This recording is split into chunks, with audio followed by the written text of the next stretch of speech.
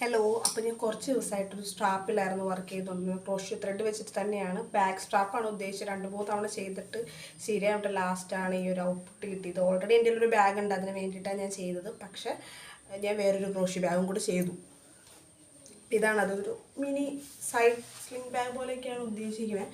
ഇതിനകത്ത് കുറച്ച് ഈ എംബ്രോയ്ഡറി വർക്ക് ചെയ്യാൻ പറ്റില്ല, പകരം ക്രോഷ്യോയിൽ തന്നെ ചെയ്തിട്ട് അത് പാച്ച് വർക്ക് പോലെ ഫിറ്റ് ചെയ്യാനാണ് വിചാരിക്കുന്നത്.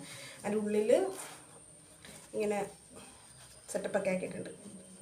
എക്സ്ട്രാ ഒരു ക്ലോത്ത് പീസൊക്കെ വെച്ചിട്ട് ഫില്ല് ചെയ്തിട്ടുണ്ട്. അപ്പോൾ ഒരു നീറ്റ്നെസ് കിട്ടാനായിട്ട് അങ്ങനെയൊക്കെ ചെയ്തിട്ടുണ്ട്. ഇത് വളരെ റാൻഡമായിട്ടാട്ടോ രണ്ടും ചെയ്തത്. അതാണ് ഒരു മാച്ചിങ് ഇല്ലാത്തത്.